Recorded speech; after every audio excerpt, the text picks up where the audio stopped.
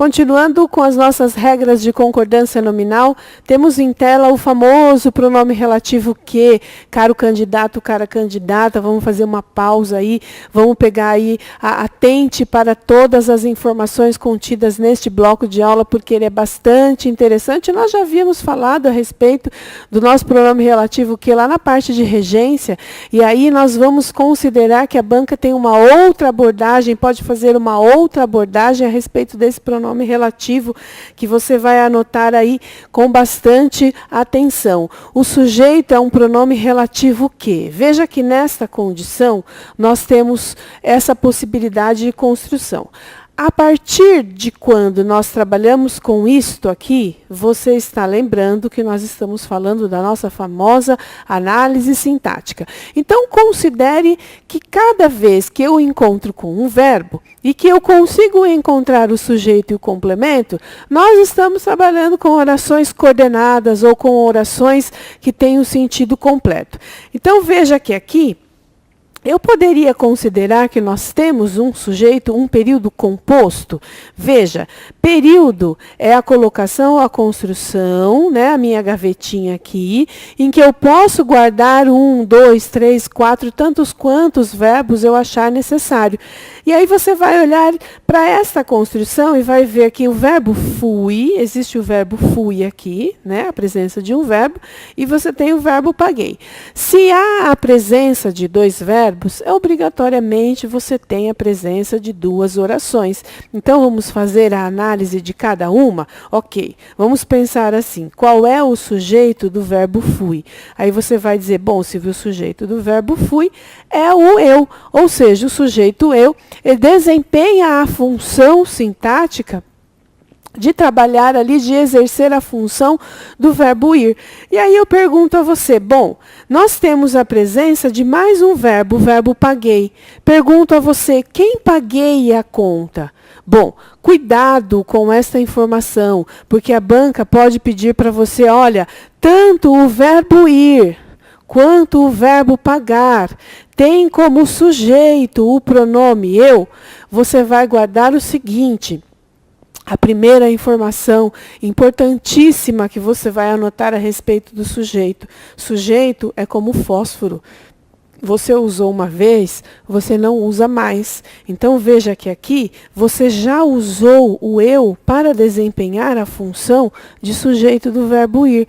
Você já queimou o fósforo, ele não pode mais desempenhar outra função. As palavras dentro de uma oração, elas não acumulam funções. Não é como o funcionário público que acumula cargo, não é como você que acumula funções, ora ser estudante, ora ser pai, ora ser mãe, ora ser marido, ora ser esposa. Não dá para acumular funções. A palavra, dentro de uma oração, ela desempenha apenas uma função. Então, olha só. Se eu já usei o eu para ser sujeito do verbo fui, quem é o sujeito do verbo paguei? Aí você vai dizer, bom, Silvia, paguei, então, só pode ser aquilo que você disse que é o nosso sujeito implícito, desinencial, oculto, elíptico. Eu vou dizer para você que não, caro candidato, cara candidata, este pronome, veja que a definição morfológica de pronome é a palavra que substitui um termo, não é isso? O pronome é usado para substituir substantivos. E se for um pronome relativo, você vai lembrar que a função é exatamente a de substituir um termo antecedente. Logo, é como se eu lesse a palavra eu duas vezes. Eu diria assim, eu fui e eu paguei a conta. Eu fui e eu paguei a conta. Para que se evite, então, essa repetição deste pronome, o que nós fizemos? Nós substituímos o eu pelo que. Portanto, este que desempenha a função de sujeito do verbo pagar. Aí você vai dizer, Silvia, como pode a palavra que desempenhar a função de sujeito? E aí eu vou dizer mais uma vez para você, sujeito é aquilo que eu vejo e não aquilo que eu entendo. Todos vocês, ou você está vendo aqui, A palavra que, sim, Silvia, eu estou enxergando a palavra que, você inclusive está pintando todinha ela de amarelo. Sim, se você está usando, se você está enxergando o pronome que, é porque ele existe. Então, o sujeito é aquilo que eu vejo. Eu estou vendo um sujeito desempenhando a função de denotar a ação exercida pelo verbo pagar. E neste caso, nós temos um eu, pronome demonstrativo, pronome pessoal do caso reto, desempenhando a função do verbo ir. Portanto, nós temos um sujeito, um período composto formado por duas orações. Não é isso? Então, veja que neste caso, há a possibilidade de a banca vir a cobrar para você qual é a função do que. Cuidado com essa construção. E voltando lá para a nossa possibilidade de concordância. Olha, raciocínio lógico, veja só, se este eu foi substituído pelo pronome relativo que, você tem como referente a palavra eu, é claro que a concordância do segundo verbo deverá permanecer, tal qual a concordância do primeiro verbo, ou seja, eu é o sujeito e ele foi substituído pelo que, mas tem o mesmo referente eu, os dois verbos devem permanecer na primeira pessoa do singular. Olha só o nosso exemplo para ficar mais claro para nós encerrarmos esta regra. Olha só, nós, fomos nós. Sujeito de fomos é o pronome pessoal do caso reto nós. E aí, para evitar a ambiguidade, para evitar ali a repetição dos dois termos, eu substituí a palavra nós pelo relativo que. É como se eu lesse duas vezes a palavra nós. Então, eu diria nós fomos e nós pintamos o muro. Ou fomos nós pintamos o muro. Este que está substituindo a palavra nós, portanto, desempenha a função de sujeito do verbo pintar. Ok? Quem pinta, pinta algo. Então, nós aqui, olha, é o referente, é o mesmo referente da oração anterior. E nós temos o que como sujeito? Pintar é verbo transitivo direto. E o muro é o meu objeto direto. E a concordância? Ué, concordância, vamos usar aqui o raciocínio lógico. Se o que substitui o nós vamos fazer a concordância do verbo pintar com o pronome relativo ou com o pronome pessoal do caso reto, nós. Portanto, fomos nós que pintamos, ok? Quando é que nós erramos? Quando nós falamos assim, foi eu que paguei a conta. Veja, eu fui, né? Vamos fazer a concordância aí de acordo com o verbo a que se refere na nossa construção de conjugação aí com os pronomes pessoais do caso reto. E aí, mudando, olha só, agora nós temos uma pegadinha, uma possível questão da sua prova, anota aí também com bastante clareza. Neste caso, nós temos exatamente a mesma possibilidade de construção. O eu desempenha a função de sujeito do verbo ir. O quem, portanto, desempenha a função de sujeito do verbo pagar. Ok? Então, fui eu quem paguei a conta. Mas vamos lembrar da nossa aula de regência, em que eu disse para você que o pronome relativo quem, ele é o pronome que substitui uma pessoa.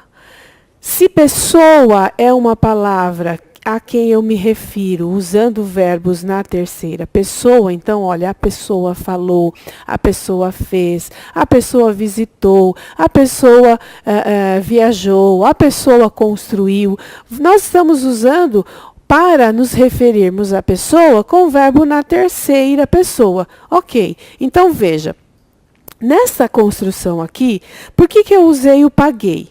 Eu estou fazendo a construção, fazendo a concordância com o pronome pessoal do caso reto eu, visto que o quem substituiu o eu, não é isso? Então, eu poderia dizer, fui eu quem paguei a conta. A pessoa, a mesma pessoa que foi a mesma pessoa que pagou a conta, no caso eu. Mas, levando em consideração que o quem substitui pessoa, eu posso, sem problemas, ler como se fosse uma pessoa. Então, eu vou dizer assim, fui eu e a pessoa pagou a conta. Ou seja, eu posso colocar este verbo, fazendo a concordância do verbo ir com o pronome pessoal do caso reto eu, e deixar o segundo verbo na terceira pessoa do singular, concordando com o eu, visto que ele substitui uma pessoa. Então, tanto faz, fui eu quem pagou ou fui eu quem paguei. Das duas maneiras está correto. Por mais estranho que possa parecer, olha só, fomos nós quem pintou. Por que eu usei quem pintou? Porque eu poderia ler aqui como se fosse uma pessoa. A pessoa pintou. Fomos nós, a pessoa pintou o muro, sem problemas. Então, com o pronome relativo quem, é possível o verbo concordar com o seu antecedente ou ir para o, na terceira pessoa do singular, facultativamente. Olha lá de novo, fomos nós, aqui eu não posso mexer, aqui eu tenho que fazer a concordância direitinho com o pronome a que se refere, fomos nós. Eu poderia fazer a concordância com o pintamos, ó, fomos nós e nós pintamos. Ou eu poderia, como no exemplo acima, usar fomos nós quem pintou. Então, a banca pode dizer, eu posso facultativamente colocar o verbo no singular ou no plural? Você vai dizer que sim, quando o pronome for quem. E quando o pronome for que? Aí, obrigatoriamente, ele vai concordar com o termo antecedente. Feita essa explanação, vamos para a regra número 8, que diz que o sujeito é representado por nome próprio no plural, por exemplo, Estados Unidos, Sertões, Minas Gerais, Andes. Nós temos aí Construções Santos, Campinas, que são nomes próprios de lugares ou de obras, né? São as duas construções mais pertinentes ou possíveis de você encontrar na sua prova. Geralmente são nomes próprios de lugares e geralmente são nome de obras. Qual é o comportamento do verbo em relação a isso? Olha só, nessa ideia, neste exemplo em tela, nós temos os Estados Unidos investem bastante em tecnologia. Obrigatoriamente o verbo vai para o plural. Você vai dizer, Silvia, é lógico, Estados Unidos da América, está tudo no plural. É claro que o verbo deve obrigatoriamente ir para o plural. Eu vou dizer a você que não, caro candidato, cara candidata, este verbo está no plural exclusivamente, única e exclusivamente porque há a presença de um artigo. Ou seja, com o artigo, o verbo deve obrigatoriamente ir para o plural, fazendo a concordância com o nome. Caso eu queira escrever Estados Unidos sem a presença do artigo, obrigatoriamente o verbo ficará no singular. Então, é facultativo? Não. Haverá a obrigatoriedade de o verbo ir para o plural com a presença do artigo. Sem o artigo, o verbo fica no singular, como nós temos os outros exemplos em tela. Os sertões imortalizaram Euclides da Cunha. Se eu quiser tirar, é claro que eu vou trabalhar aí com o verbo no singular. Minas Gerais produz muita soja no cerrado. Se eu colocar o artigo, as Minas Gerais produzem muita soja no mercado. Minas Gerais é inesquecível. As Minas Gerais são inesquecíveis. Então, com artigo, nome no plural, verbo no plural. Sem artigo, nome no plural, verbo no singular. E aí nós vamos para a nossa próxima regra, sujeito representado pela expressão dos que. Qual é o comportamento do verbo nessa construção? Dos que. Veja que aqui nós temos duas expressões, uma no singular e uma no plural. Dos que, portanto, você pode deixar o verbo no singular, concordando com ou você pode deixar o verbo no plural, concordando com dos. Então, ele foi dos colegas, que me apoiou ou me apoiaram, tanto faz. Apoiou ou apoiaram. Assinale a alternativa em que o verbo pode facultativamente permanecer no singular ou ir para o plural. Você vai lembrar dessa expressão dos que, concordância com ou concordância com dos. Sean Connery foi um dos atores que interpretaram James Bond no cinema. Foi um dos que. Eu poderia deixar aqui, olha, concordando com o dos, ou eu poderia deixar o verbo interpretou, fazendo a concordância com a palavra um. Então, tanto faz. Foi um dos que, ele foi um dos atores que interpretou, ele foi um dos atores que interpretaram James Bond no cinema, ok? Ele foi um dos colegas que me apoiou, ele foi um dos colegas que me apoiaram. Facultativamente, sujeito representado pela expressão um dos que, o verbo no singular ou no plural facultativamente, ok? E aí, a regra número 10, que diz porcentagens. As porcentagens obrigatoriamente concordam com o substantivo. Silvia, mas eu posso dizer 10% quer. 10% quer ou 10% querem? Porque, olha, nesta regra eu estou dizendo o substantivo, o verbo concorda com o substantivo. Quando houver 10% dos eleitores, 10% dos alunos, 5% dos candidatos, 20% do eleitorado, eu estou usando a expressão do, de, das, dos. Logo, obrigatoriamente, o verbo deve concordar com este termo. É como se nós estivéssemos aí fazendo uma exemplificação, uma analogia, eu diria que o número seria o núcleo do sujeito e essa expressão enumerativa aqui, olha, das pessoas, dos eleitores, do eleitorado, do povo, dos candidatos, seria o nosso adjunto adnominal. Vamos guardar isso. Não havendo a presença do substantivo apenas no número, você tem um comportamento diferente. Agora, quando você tem o número e a presença deste nome, o verbo obrigatoriamente concorda com este nome. Olha só, em tela nós temos assim, 25% do orçamento do país deve destinar-se à educação. Por que o verbo está no singular se nós temos 25, que é um número no plural? Porque, obrigatoriamente, a concordância é feita com o substantivo, ou seja, 25 do orçamento destina-se à educação. Quando nós temos aqui, olha, 1% do eleitorado, o eleitorado aceita. 1% dos alunos, os alunos é que faltaram. Agora, se não houver este substantivo, aí é claro que você vai fazer a concordância com o número. Olha, 25 é mais que 1, então querem. 1 é um só, é singular, então um conhece, ok? Então, quando você tem a porcentagem mais o substantivo, o verbo concorda com o substantivo obrigatoriamente. Só tem a porcentagem, não tem um substantivo, então você faz a concordância com o numeral.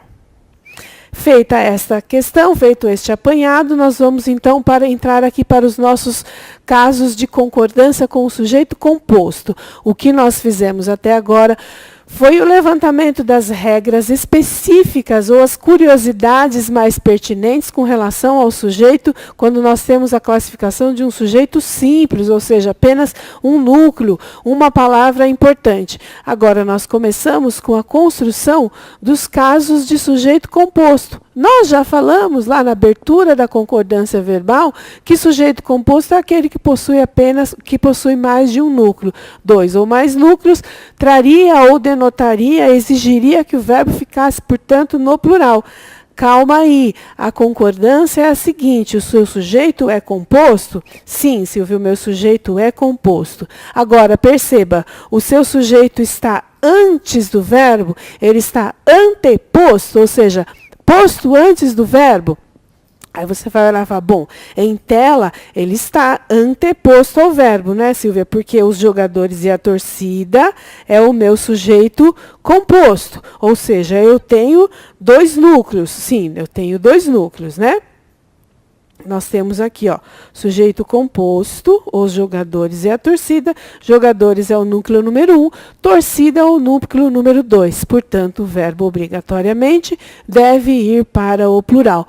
Porém, nós vamos guardar esta regra. Se o caso o meu sujeito composto esteja pós-posto ao verbo, ou seja, colocado depois do verbo.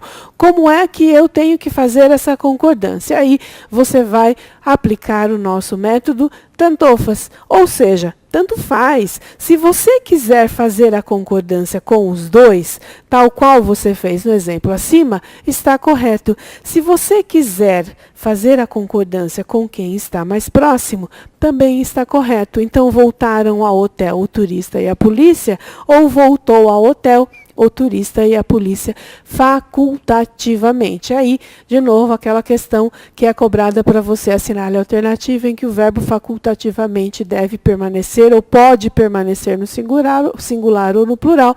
Você vai lembrar que se o sujeito for composto, eu posso fazer a concordância colocado depois do verbo com o núcleo que vem primeiro ou com os dois facultativamente. E aí nós temos mais uma vez um núcleo, né, um sujeito composto, mas eu estou fazendo a união deste sujeito não com o e. Cuidado. Então, veja, o pai e a mãe saíram. Saiu o pai e a mãe. Saíram pai e mãe. Eu estou usando o e. Neste caso, ou nesta regra, você está usando como conector a palavra ou e a palavra nem. Ou seja, um é aditivo, o outro é alternativo, ou ora, já, quer. E o nem, e nem não só, mas também são os nossos conectores, são as nossas conjunções coordenativas. Como é que eu faço aqui a concordância? Drummond ou bandeira representam a essência da poesia brasileira. Nesse contexto, caro candidato, cara candidata, entendam que eu quis transmitir que tanto faz, ou o Drummond ou o Bandeira, eles são dois representantes que estão aptos ou que são capacitados, que são gabaritados a representar a essência da poesia.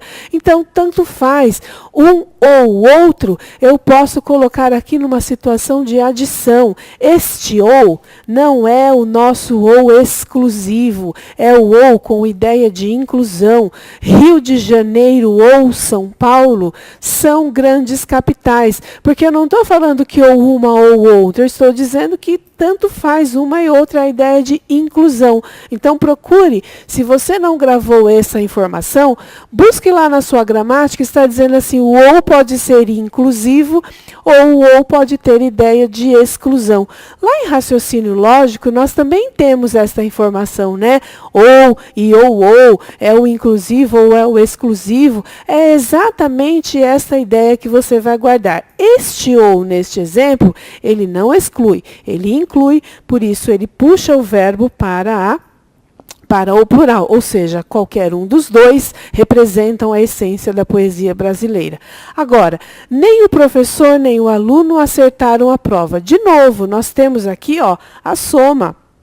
Este não aceitou e este também não acertou. Portanto, os dois não acertaram. Agora, cuidado, havendo a ideia de exclusão de um dos núcleos, o verbo ficará no singular. Olha só a ideia do ou o meu pai ou o meu tio dirigirá o carro. Imaginem que dentro de um veículo só tem uma direção, só é possível que um faça o uso, portanto, dessa direção, então um deles abrirá a mão de dirigir o veículo. Por isso eu tenho um ou exclusivo e o verbo ficou no singular.